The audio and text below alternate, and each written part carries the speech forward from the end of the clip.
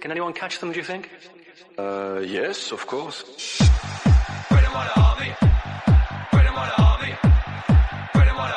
Yeah, unbelievable. We didn't expect that. People keep asking if I'm back, and I haven't really had an answer. But now, yeah, I'm thinking I'm back. Hi everyone, welcome to another episode of the Gooners podcast. It's been so long that that Arsenal played, so we have been off track with even our podcast. We have been not making as much as possible, but Arsenal are back in action this week, and we are back again to talk all nonsense, all good, bad, and ugly things, as all Arsenal fans do. We've got Bob back with us. Hi, Bob. Welcome Hey, back. mate. How you going? Yeah, it's been a while. Good. Yeah, you went on a vacation, forgetting all our fans, all your fans, especially. So If I had one, yes. And we've got Sanket with us. Hi, Sanket. Hi guys. How are you? It's an honor. I'm good, very good, excited. Excited for the season, excited for Arsenal. Not for that the much season excited to be on the podcast. We have to talk more about that. And welcome back, Jay. Welcome back to the podcast. Thank you. Yeah. So today we are just planning to talk about what Arsenal has done till this point of the season, right? Like we have had a season that has, I mean, to put it lightly, this is going to be one of the most entertaining all or nothing season till now, with everything that is happening off pitch, on the pitch, behind the scenes, in the boardroom, with the fans. This is going to be one of the most entertaining, all or nothing. And we know Arsenal fans, we buy so many kits just because we can. We are going to buy the shit out of the all or nothing. Amazon is going to make huge profits. But with everything in mind, we started the season at one of the worst points, where we lost 2 games and then kind of salvaged it at this point, for me at least. So I'm going to ask this question to you guys, right? Like, what were your predictions or expectations at this point for Arsenal, or like at the start of the season to this point? Like, it's not exactly middle of the season, but let's consider this middle of the season. And middle of the season, what were your expectations at the start, and where is Arsenal right now? Like, Sanket, I'll start with you. Like, before the start of the season, what was your expectation of Arsenal? I think we lost Sanket there. Yeah, Bob, then you could take this up. Okay. Yeah, as you said, we started pretty much at the lowest point possible. We lost first 3 games. We were in deep shit or trouble, as you would call it. I mean, you could call shit a shit. You don't have to call it a trouble. You could call shit a shit. That's a personal preference that I don't want to use swear words as it. So, so yeah, we were in the worst possible way that you could imagine. But there was actually a lot of negativity going around with the club, with the rookie manager, not much support from the fans. I mean, in the social media, especially, they were all pretty much fickle and calling for the manager's head. And they were all, I mean, going back and forth every time when the team lost the game or something. Looking back at what has happened since the start of the season, what I would say, there's been a few disappointments. Of course, no season would go by without any disappointment as such. There's been games that you look back to see that you could have easily won, but still, you didn't go on to win for whatever reasons. But still, if you say we would be in touching distance of top 6 come Feb, then I would take that straight away, based on where we were at the start of the season. So I don't really have any hesitation in saying that I'm sort of glad where we are at the moment, in terms of the way that the team has progressed, and really looking forward to the rest of the season as such. So but Bob, I'll stop you there. Like, I'll jump to Jay regarding this, right? Like, Jay, this is Bob talking about where we started and where we are right now. But before the season start, what was your expectation of Arsenal? I mean, we all have expectations for Arsenal. Like, let's win the title, let's fight for the title, but that's not realistic. At the start of the season, we must have had a realistic expectation, right? Like Jay, like, did you have like, okay, if we are around Christmas time, or if we are around like January, like around this place, that is what my expectation was during the start of the season. Did you have some of those expectations? Yes, I was hoping we would be like comfortably in top four, considering like how we finished last season, and I was like pretty much optimistic about Arteta, like leading the side to much better days, much glory days. But Jay is unfortunately, always it didn't start that way. optimistic. That's why I love going to Jay. Yeah, but unfortunately, it didn't start that way. I mean, like we were pretty bad. Then we kind of like subsided in the middle. Now again, if you look at the January month, I mean, I don't think we won even a single game. So I'm hoping. I mean, like after this some whatever break or whatever we call it, right? So we again start winning, because from now on we cannot afford to lose any games. I mean, like especially with team, also we still have a chance. We still have like I would say 60 to 70% chance of finishing in top four, unless we royally screw ourselves. We still have chance. I mean, I was wishing and I was hoping we finish in top four. We are like trying to get there. With some luck, with some consistency, we should get there. Actually, Jay made a great point there, but let me just pull that back to another question, right? Before that, Sanket was having some trouble and he had to drop off.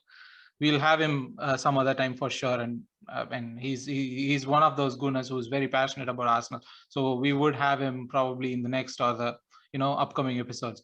But Bob, getting back to the question that I was trying to make, right, like regarding Jay, is that like, yes, this is what the expectations of the season is, and what we could have done is something different, and what has happened in the transfer market is something different.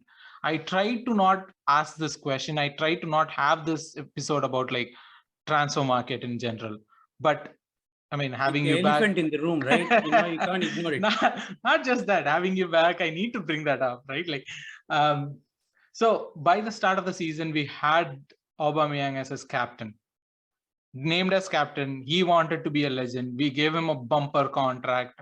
He wanted to be a legend. He didn't have a great time last season. But then our hopes were like, okay, he's going to come back strong this season. He's going to stake a claim as a legend this season. And 6 months from that, he's out of the club without any explanation. That's how football is, as what we've understood. Now, what we have to as well consider these days is the fact that the player power is getting increasingly more and more. Right, there is social media which is quite prevalent now, which didn't quite exist as much as of this capacity 15-20 years back, or even 10 years back if you take it. Wenger did one long time back that there's going to be more of such Bosnians transfers coming through our way in football, and we just have to embrace that thing. And that's what has happened. So coming back to Aubameyang, we know he's as good as a striker that he was. He has had his issues in not being on the good side of things, especially to do with disciplinary things. Quite a lot of times that he's been booted out for things which are quite unknown. I found that quite amazing. Tuchel talked about him sometime earlier in December or November, defending Aubameyang when he himself froze him out of that Dortmund team, during his last few days there at the club. So, I mean, we know that he's got such a character and such an issue with those. And then recently as well, there were unconfirmed reports that he was partying along couple of days before the game, before the African Cup of Nations, and that was the reason as to why himself and Lemina were booted out of the team. So we know such issues were existing with him, and that was the reflection of what has happened in the recent past. I really have to appreciate what Arteta has done. My view is slightly different, and much to the Arteta or the Aubameyang fanboys who are in the club, who've been supporting him more than the club. When the manager sets the rules, irrespective of whether he's a rookie manager or he's a advanced professional or whatever who's been in the game for a long time, we have to just respect the decision. And if in case he's not, but Bob, right? Like I understand that point, right? I also understand the other point of it, where it's not the same applied across the players, right? Like there seems to be more emphasis on off the pitch discipline than on the pitch discipline. Xhaka, for all his mistakes on the pitch, he might be a professional off the pitch. Doesn't matter. But on the pitch, he doesn't have the discipline. The same was true for a lot other players. Those on the pitch discipline is not punished. In fact, it is rewarded. But off the pitch behavior, no matter how you behave on the pitch, is being punished. That's a question that needs to be raised regarding Arteta. See, I think only time will have an answer on that point, because I don't really know, or we don't really know what happened, with Xhaka off the pitch or whatever. But I think there's a general, you can say, a lack of respect in some ways between Aubameyang, and Arteta, and that when Auba was banished from the team, I don't think there was any apologizing or reconciliation from Auba's side of things to patch up. So there wasn't anything going on between the two, and I think this looks pretty similar to what happened with Mesut Ozil as well long. So he was trying to make his noises around with his social media presence, and then with all these cryptic posts that he was doing, but there wasn't any reconciliation or his willingness to do the part for him to actually go towards a betterment of the team.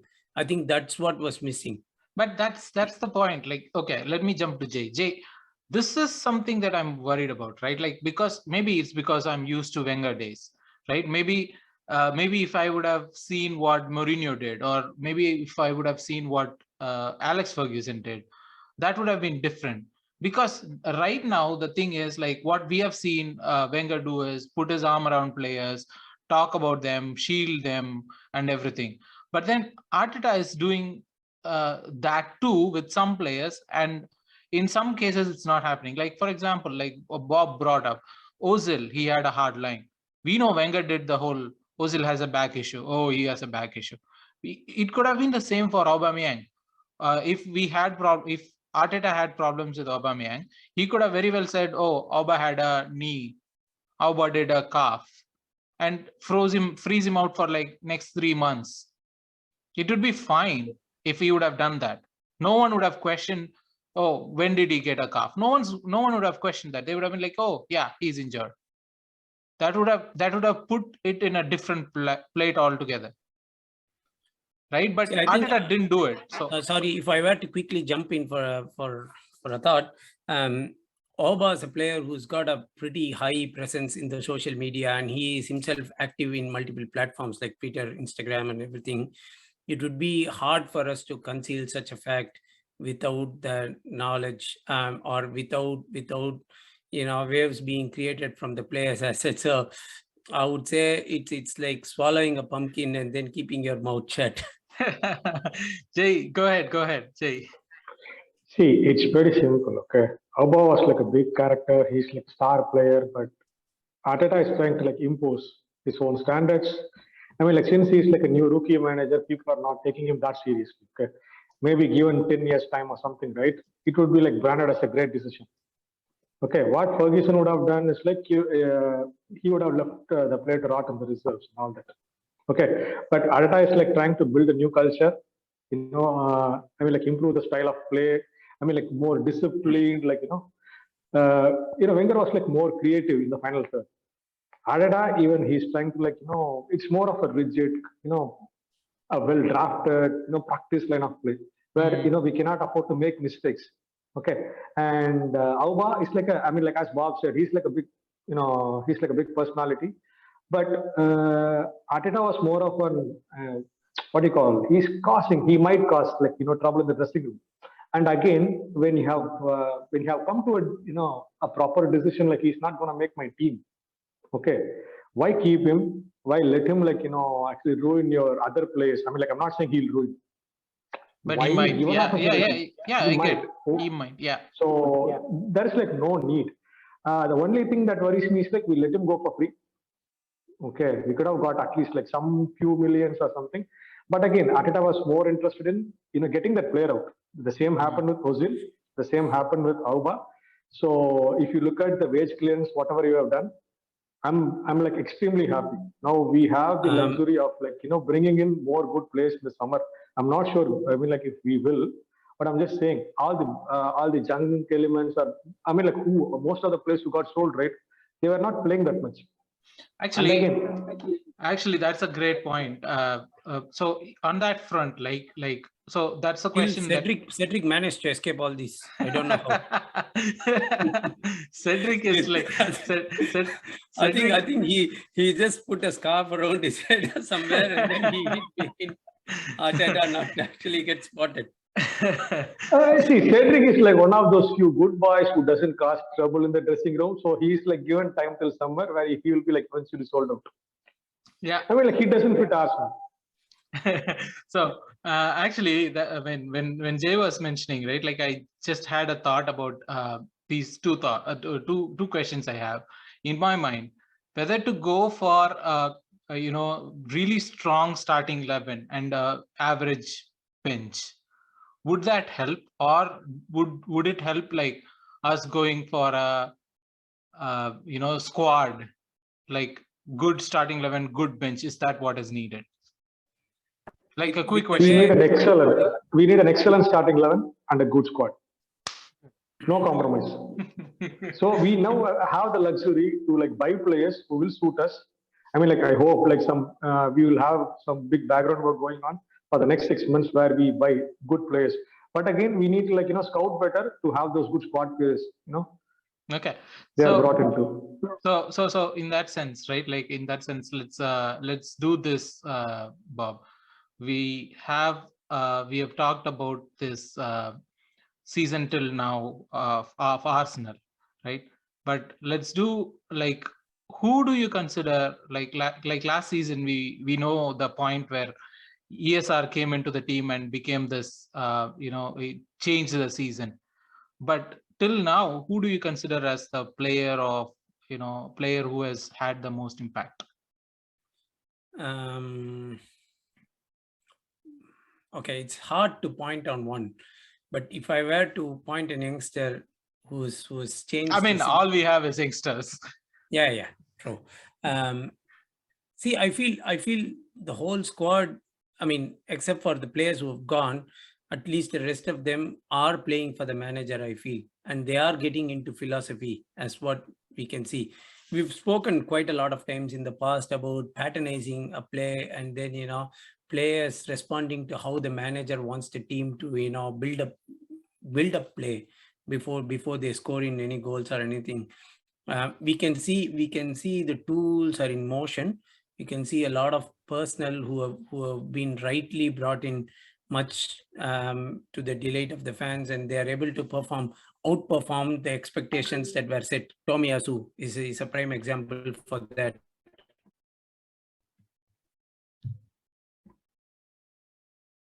Okay, so with all these players gelling in, and not to forget Ramsdale as well along. One player that I would say has you have mentioned all the players. No, man, I know that's a problem, right? You can't single out on anyone.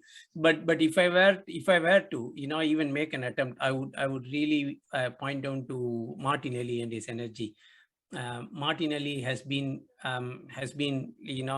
quite a sparkle in our team, and he's definitely lit up in times where we are under the dark and lacking creativity. So he's bringing a lot of pace and energy, which is causing a lot of trouble to the defenders. And if we can keep him fit for the rest of the season, then we can look to aim high. He is keeping out our season's till now top scorer ESR out of the team. That's how important he has been. And I saw his interview of something recently where they were asked a question like, are you always going to be playing like this on the pitch? And his answer, I loved his answer, literally. he said that there might be days when a player could have a good game or a bad game, but there would always be but one thing a player could always do is make 100% effort on the pitch. It might be a good day or a bad day, but I'm going to make 100% effort on the pitch. I love that kid right away, right there for that statement.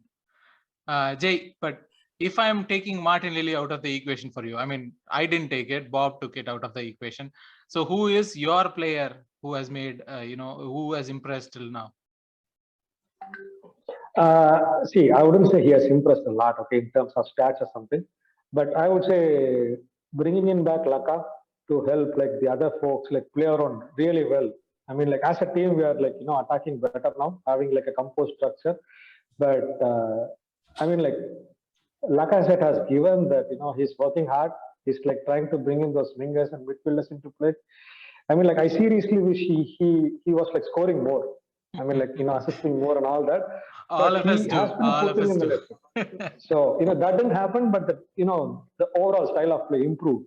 I mean, like he has matured up a lot. Okay, I mean, like he might even leave Arsenal by summer or something. But I'm saying he has matured up a lot, and we need some kind of like a really strong anchorman like him who can score much better. I mean, like so, like I said, probably. Okay, question to you both guys. Would you offer Lacazette a new contract? I would not. I would if he's going to be like a second striker. I don't mind him being a second striker. And I don't think he would mind being a second striker because he already did that with Aubameyang. He has already done that. It's not something that we are asking him to do new. He has already done that. But I loved what Jay brought in, right? Like he brought in a kind of a composure into the team. He has brought in that, I am here for you kids. Go ahead and do this. That is something that was missing in the team. Even though we keep saying like leadership and leadership and leadership and leadership, it's not actually leadership. It's more like I'll handle this part. I'll do my part, even if it's a small part. I'll let you guys shine. I'm not the star here. You guys are the star. That takes a lot more, personal growth for that to happen. For my person of the season till now, it is for Aaron Ramsdale, because it's like one of those things where you don't know that you needed that. Like I was never behind the idea of signing a number one goalkeeper because we already had Leno, and he's a pretty good shot stopper. He's a 7-on-10 goalkeeper on any day, right? So I never knew that we needed a goalkeeper who could pass, and to see that pass and the passion, and like the whole back line is kind of a with Tomiyasu, with Gabriel, with White, with Tierney, they are not very expressive, like for the fans at least. To have that connection with the fans, with the the passing range, with the putting the passion into the pitch. I love what he has done, especially since no one wanted him in the first place, including me. Yeah, I was about to suggest. You guys were completely dead against him. If someone could actually pick from the archives, I was the one rooting for him. Yeah, especially because of that reason. I'm really impressed with what he has done, and I'm hoping that this is just the start, because he's pretty young for a goalkeeper, to be fair. So those three are definitely some of the stars for us this season till now. Actually, Bob, we as in me, Arun and Deepak talked about the transfer in the last episode completely. But just wanted to get your opinion. We also talked about Aubameyang with you now. But before that, right? Like for any Deepak fans who are planning to have riots because he's not added in this episode, he's gonna come back. So don't downvote us or anything. Please do like, share, and subscribe, and I'll have Deepak to say the same thing next time. But Bob, right? Getting back to the transfers topic, this transfer window has caused a lot of kind of. So what do you think about it? See, I'm one of those optimistic ones who would rank this transfer as a 7 out of 10. I would stop myself from giving an 8, because had we signed even a decent squad striker, then I would have given an 8 or even a 9 out of 10 transfer window. Most of the players that we've shipped out are the players who haven't been used anyway. So, and we had a lot of, we have a lot of capacity in those areas as backups. So the players who have been shipped out are the ones who very well knew that they were not going to be used anyway. And Arteta has played a hard line in not sending El Nene or Nketiah out, because he knows that there weren't enough replacements in place for them to even send out or even gain a transfer fee. So he has taken a bold decision, and I think the board has backed him in that. So I have to give full credits for whatever decisions that he has taken, irrespective of the result that's going to come through. At least for the fact that he has taken such bold decision in not actually trying to stick around with players without less importance. He's at least gone out with that. With respect to striker, I think, if I closely followed the transfer window, and I felt that, we put all our eggs in Blahovich's baskets. And when that didn't happen, Arsenal never had a plan B. They were never going to pay 70 or 75 million for Isaac, nor are interested in any other players. Anyway, I think Calvert-Lewin was out of question with Everton. So there wasn't anyone, even as a second-term option, that Arteta or Edu had in place for the striker. So that's why when that didn't work out, we didn't really have anyone in place. I was still hoping, I'm still hoping, by the way, that we would somehow try and convince Diego Costa to come in and play for us a game or two, because I keep checking transfer market every day to see if he's still on free. He isn't signed up for any club at the moment. So if at all we fall really very short, I would see that coming along at some point in time. And of course, we know he's been a bully. So not just that, no more Chelsea players, no more ex-Chelsea players. I don't want any. Don't have anyone else available. It's okay. It's okay. Let Lacazette play. Let Martinelli play. Let's put kids there. I don't care. I don't want an ex-Chelsea player. That's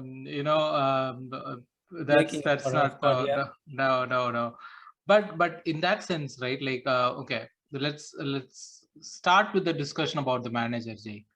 Right? Like so putting the manager into perspective, not on a whole, like from when he signed and all those things. Let's forget all those things. Let's take from the start of the season, because this is the team that he wanted. This is all the players that he wanted to be on the pitch, right? Like all his signings, all the players. So this is his team.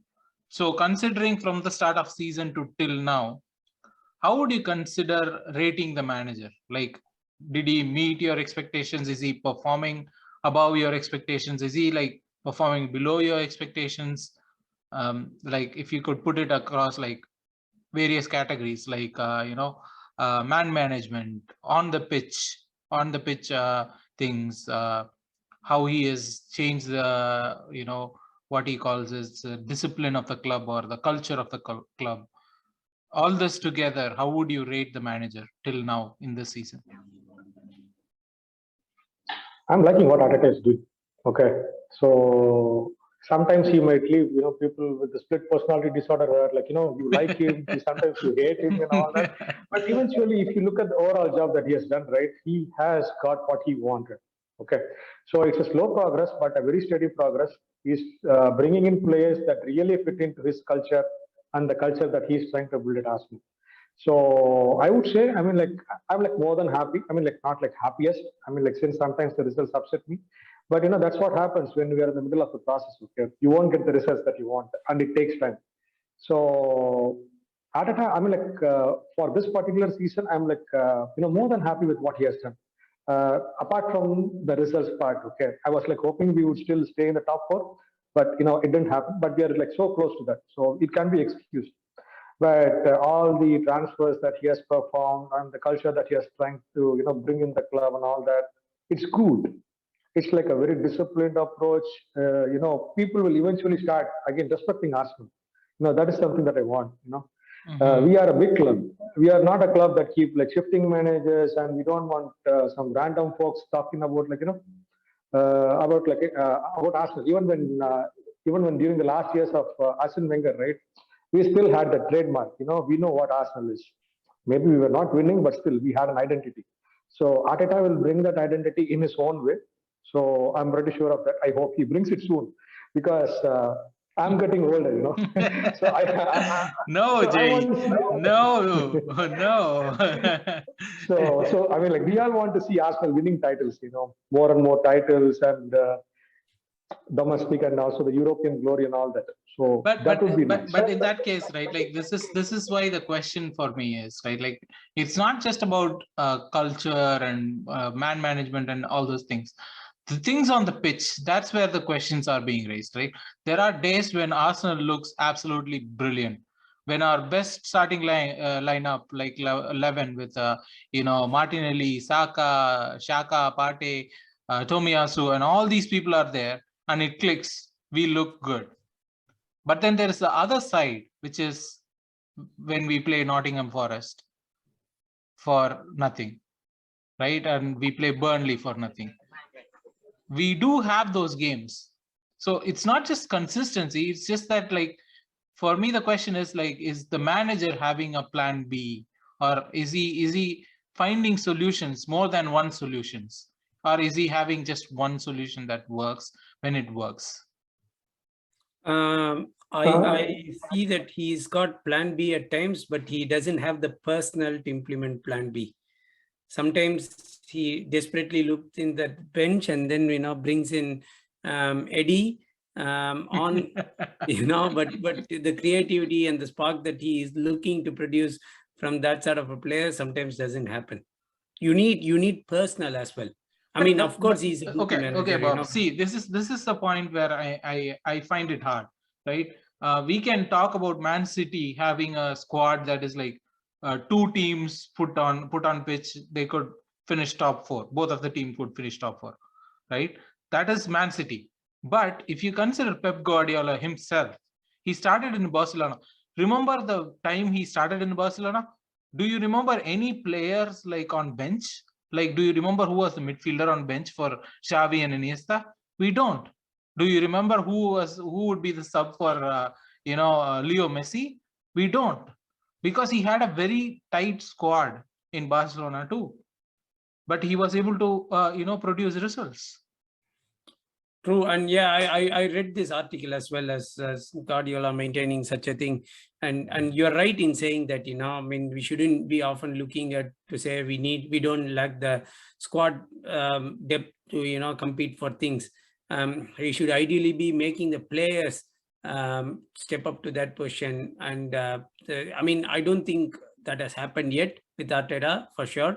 We definitely haven't punched as much as what we should have, or he hasn't made as much as a mark as what Guardiola made during his first stint at Barcelona for sure.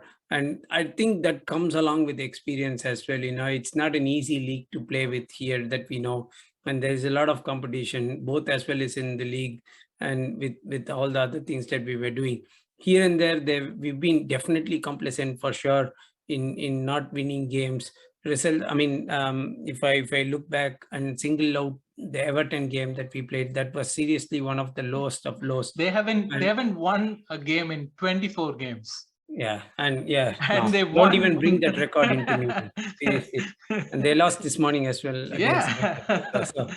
So no, definitely that one of the worst games, and even the Man United game in many ways, I felt deflated after that game, because it was there for our taking, and had it been little tweaks done to the game by the manager, we could have come up with a better result for sure. The players switched themselves off in many ways, and that's going to happen. I wouldn't say, oh no, they're all refreshed and ready and every bad egg is gone from the team. No, that will still not happen. We will still be having 1 or 2 bad days, but I'm just hoping that would not come back to bite us. And that would be a testament to what Arteta is trying to do. So Bob, are you saying? Actually, I have a point. Yeah, go ahead, Jay. Can I? See, there were like comparison made between Pep and like Arteta, right? Pep started off with Messi, Henry, Xavi, Iniesta, okay, and Arteta is like starting off with Saka. I mean, No, like no, no. the other. So there side. is a difference there, Jay. So Messi wasn't as prolific. Messi wasn't considered the GOAT, when Guardiola came in. But we still know he has the quality. Messi was always special, even when he came through the ranks. Okay. See, I'm just trying to quote the quality of players Pep had at his disposal. Even with, see, you can say like they are not the proper polished gems, but still they are a quality players. Okay. But we don't have such quality. So Arteta is like Jay, much better. again, sorry to interrupt, but yeah, I sort of disagree with that as well because, considering Henry joined only in 2006 after Guardiola came in, even before that when Rijkaard was during his last days there, he still had pretty much the rest of the squad. He had Xavi there, he had Iniesta there, he had Busquets there, he had Puyol there.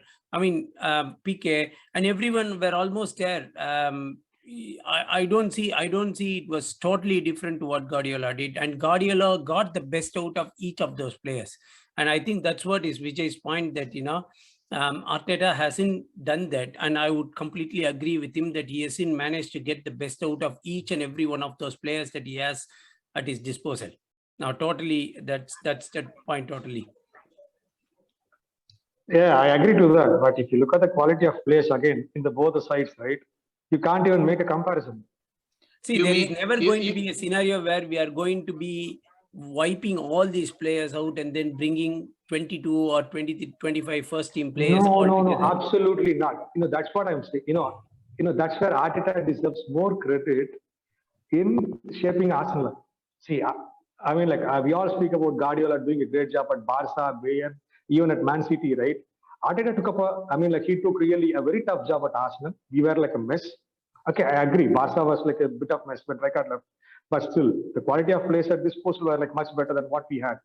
So Arteta has done a really good job, and he will definitely continue to get better.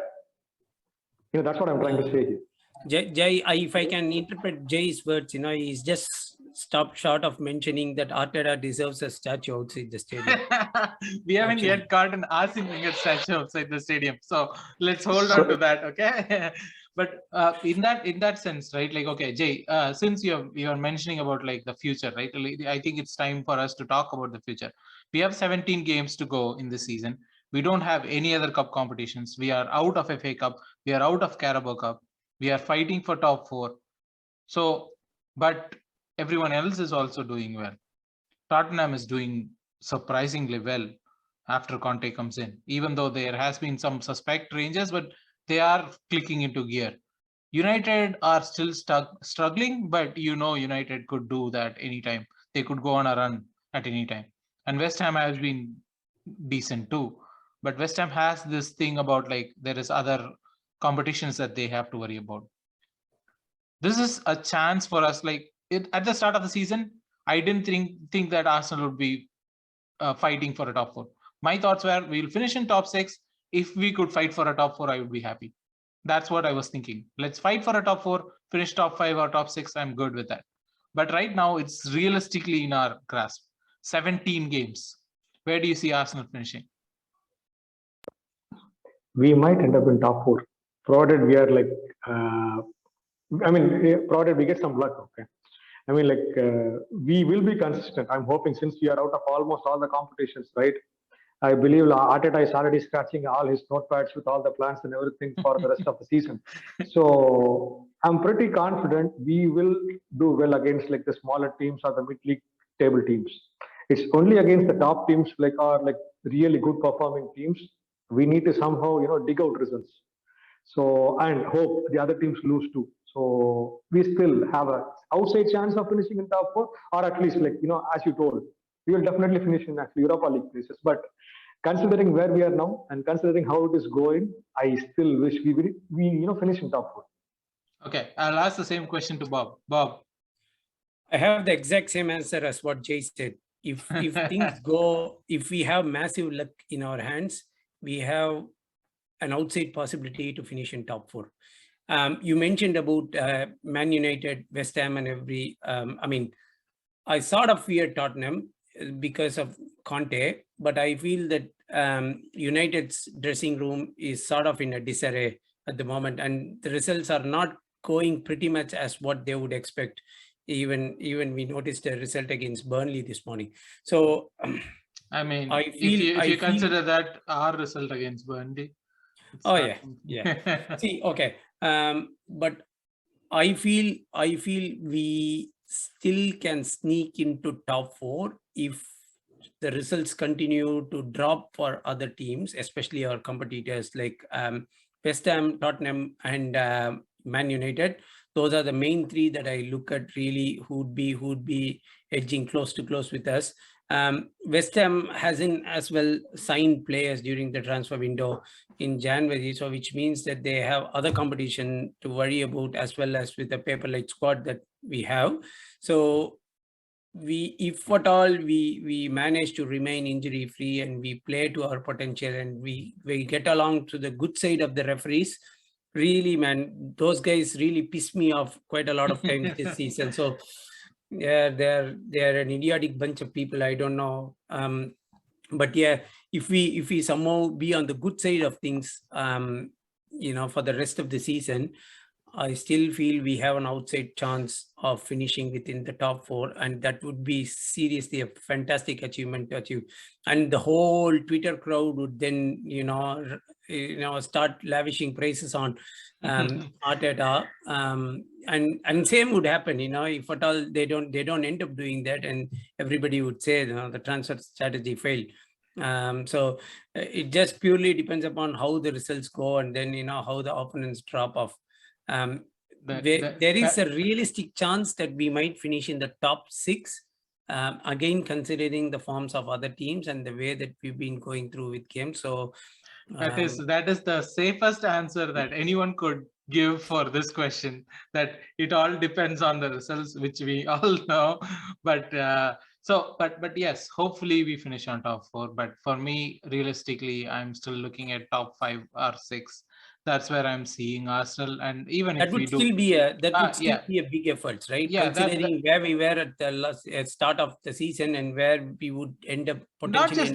Not just that, even in a table position, right? Like I would be bummed if we don't, because we have top 4 in our hands right now. We are within touching distance. I would be bummed, but I would still consider it as a progress, because we finished 8 last 2 seasons, and if we finish 6th this season, that's progress, just on the basis of 6 is smaller than 8. The math genius that I am, that much I know of. So, but we have a game coming up. I think we have done enough. What do they call it? Postmortem of the midpoint of the season. So there's a game coming up. Let's not do a lot of digging about the game. I would just quickly require you guys to give me a prediction